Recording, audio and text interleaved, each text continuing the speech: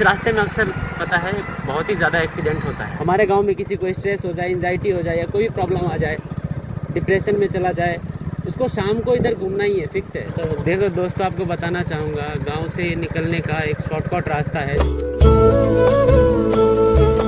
आज एक और नया दिन और एक और नया वीडियो। सो फाइनली आज कौन सा दिन, आज 3 तारीख हो गया और मेरे बड़े पापा भी पीछे आ गए हैं। ठीक है, आगे चलते हैं। मैं जठी जा रहा हूँ। आज कौन सा दिन है मेरे को एग्जैक्ट दिन याद नहीं है, थोड़ा देख लेता हूँ एक बार। आज रविवार है और जैसा कि पता है आपको, ये तो गांव है, यहाँ पे किसी की छुट्टी नहीं रहती है, पर डे काम होता है। तो आज मैं जा रहा हूँ जठी छोड़ने के लिए। पीछे दिख रहा है आपको दीपक और दीपेश है। अभी जस्ट मैं जठी जाने के बाद वापस आता हूँ, आपको रास्ते में क्या क्या हुआ सब डिटेल देता रहूँगा। तो चलिए चलते हैं। Okay bye. हो गया, बंद कर दिया? नहीं चल हट, मारा मखने नहीं बूढ़ी डोलवे बस आरती का। जाओ जाओ जाओ, बाबा ले जाओ, बाबा ले जाओ। आवे तुरंत से, आवे तुरंत से। चीज लगा, आवे चल, चीज लगा आवे है। देखी चीज नहीं आवे, चीज लगा, आवे चीज लगा। मामा दे घोड़ा लगा के वही में चीज भर के लेके। चल बाय बाय। बढ़िया से, ठीक है। जब सामने सामने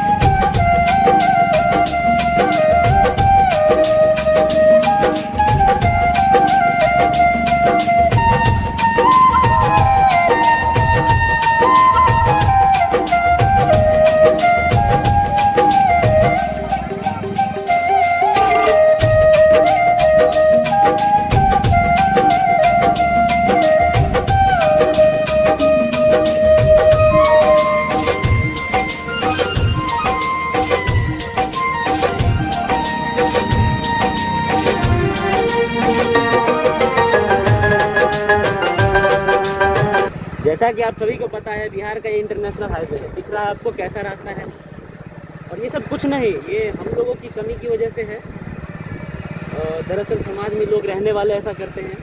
ऐसा नहीं है सरकार के पास फंड नहीं है या पैसे नहीं है या वो इसको आगे बढ़ाना नहीं चाहती है, बनाना नहीं चाहती है, ऐसी बात नहीं है सब कुछ है। लेकिन क्या होता है, इसमें बहुत सारे लोग ऐसे हैं गाँव में और समाज में रहने वाले होते हैं। आपको पता ही है गाँव के लोगों के पास माइंडसेट कैसा होता है। इसकी वजह से रोड ऐसा है। बिहार का इंटरनेशनल रोड है, हाईवे है, बिहार का इंटरनेशनल हाईवे ऐसा है। सोचिए, देखिए कितना ख़राब कर दिया गया है कुछ ही साल पहले। तो देखो दोस्तों, आपको बताना चाहूँगा गांव से निकलने का एक शॉर्टकट रास्ता है जो मिट्टी का रास्ता है।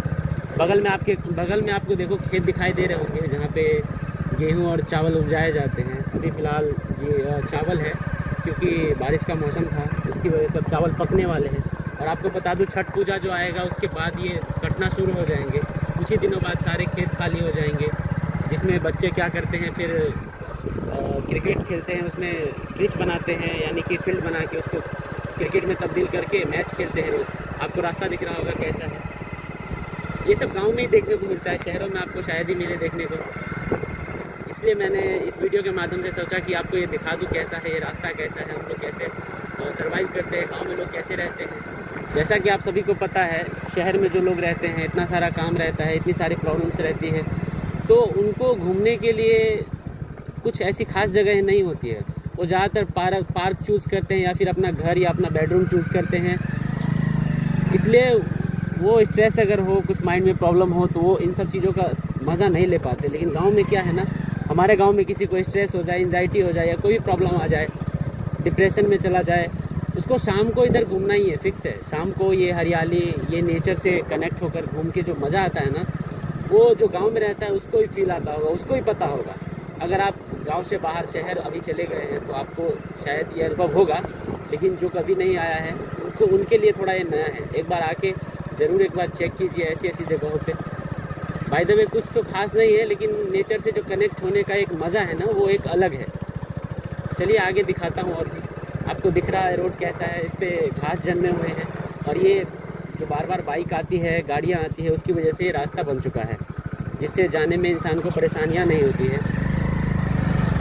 ये मैंने शॉर्टकट लिया है, जैसे कि पहले ही आपको बता चुका हूँ मैं। ये शॉर्टकट रास्ता है, यानी कि जठी जाने का। अभी मैं अपने घर से निकल के जठी जा रहा हूँ, तो ये शॉर्टकट रास्ते से निकल रहा हूँ, इसलिए ये सब देखने को मिल रहा है। हालांकि इसमें क्या होगा हमारे टाइम का बचत होगा।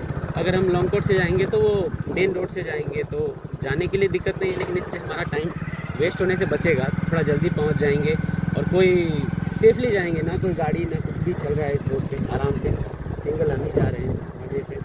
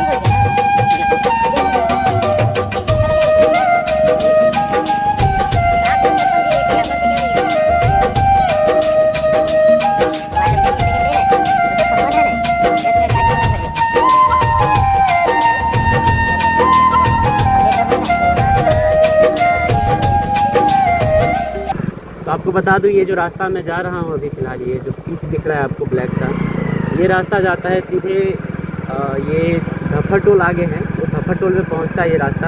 और ये जो आप पीछे जाएंगे, ये पीछे जो है ये पीछे जो जाएंगे, ये सीधा रास्ता जाता है हरसवार।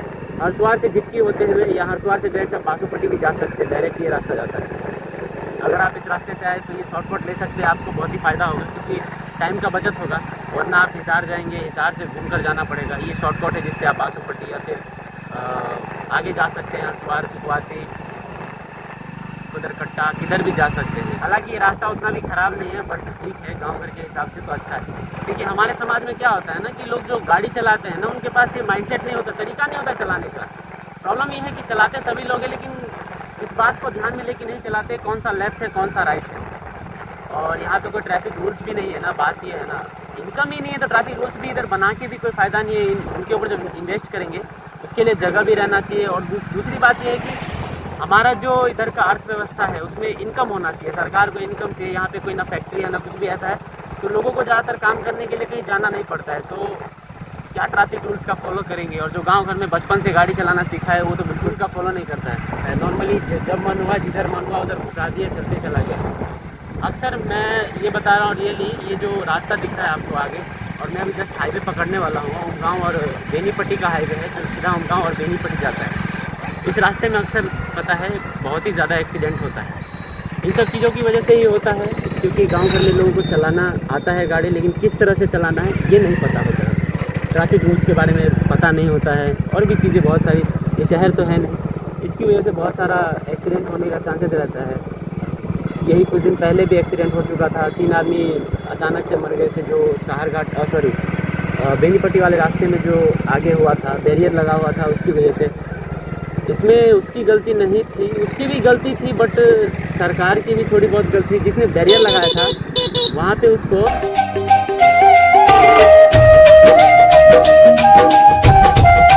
तो फाइनली मैं बता दूँ, अभी आपको मैं उमगांव और ये बेनीपट्टी वाले रास्ते मेन रोड में हूँ, और ये डायरेक्ट अगर जाएंगे तो हम उमगांव पहुँच जाएंगे। बट हमें उमगांव तो जाना नहीं है, जठी जाना है। हम उमगांव से भी होकर जठी जा सकते हैं, लेकिन वो लंबा रूट पड़ जाएगा। इसके लिए फिर से मैं एक शॉर्टकट लूँगा।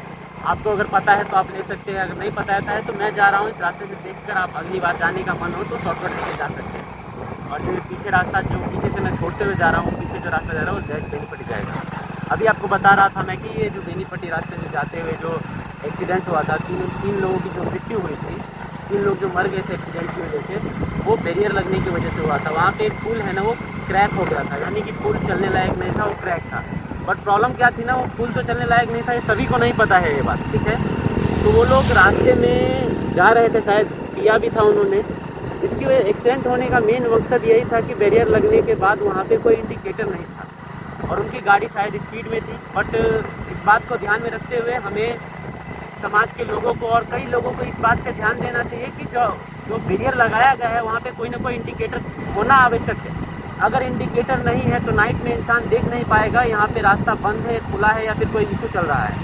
इसलिए मैं इस वीडियो के माध्यम से ये समझाना चाह रहा हूँ कि वहाँ पे इंडिकेटर होना ज़रूरी है। अगली बार अगर ऐसा कुछ होता है तो आप सभी से आग्रह है, अगर आपके गांव समाज में आपके घर के आसपास से कोई हाईवे गुजरता है, अगर वहाँ पे ऐसा कोई इशू आता है, वहाँ पे इंडिकेटर ज़रूर लगवाने के लिए बोलिए, क्योंकि इंडिकेटर लगवाना बहुत ज़रूरी है। लोगों को थोड़ी पता होता है कि आगे क्या हो रहा है, नहीं हो रहा है, वो रात में तो और दिखाई नहीं देता है। चलिए आगे चलते हैं, जट्टी पहुँचते हैं तो आपको दिखाते हैं जट्टी का नज़ारा और वहाँ से जाने के लिए कितना पैसा खर्चा होता है अगर आप नेपाल जाना चाहें तो। फाइनली दोस्तों, ये मेन रोड जो था गाँव और ये बेनीपट्टी वाला, उसके रास्ते से हम यहाँ पहुँच चुके हैं। इसको बोलते हैं मधुबनी जो, यहाँ मुसलमानों की बस्ती है थोड़ी बहुत और ये मस्जिद है। और मस्जिद के जस्ट बगल से हम कट लेने वाले हैं, शॉर्टकट लेने वाले हैं क्योंकि जट्टी जाना है। आइए यहाँ से कट लेते हैं, आपको दिखाते हैं। ध्यान रखिएगा, इसी बगल से कट लेना है अगर आप जट्टी जाना चाहते हैं। देखिए ये मस्जिद के जस्ट बगल में कट लेंगे यहाँ से, देखिए। और इस रास्ते से हमें जट्टी जाना है अभी। आइए आगे निकलते हैं। ये छोटा सा गांव का एक बस्ती का रास्ता है।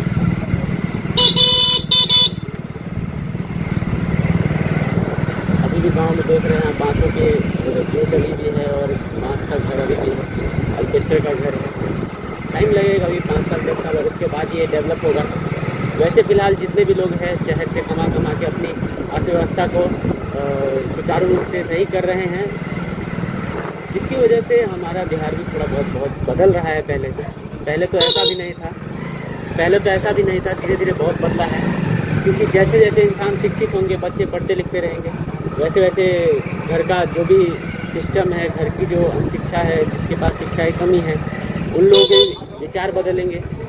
शिक्षा हमारे जीवन में बहुत ज़रूरी है, इसलिए ना कि नौकरी लेने के लिए इम्पोर्टेंट नहीं है, बट शिक्षा होने की वजह से हमें बहुत सारी चीज़ों में हेल्प मिलती है। हमारी सोचने की शक्ति अलग हो जाती है, हमारा थिंकिंग माइंडसेट अलग होता है। वही जो अशिक्षित आदमी है, जो पढ़ा लिखा नहीं है, किसी चीज़ को वो अपने तरीके से देखता है और जो शिक्षित इंसान होता है वो अपने तरीके से देखता है। आपको दोनों की सोच में बहुत ही डिफरेंट नज़र आएगा, बहुत ही अलग नज़र आएगा। दोनों का सोच बहुत ही अलग अलग रहता है।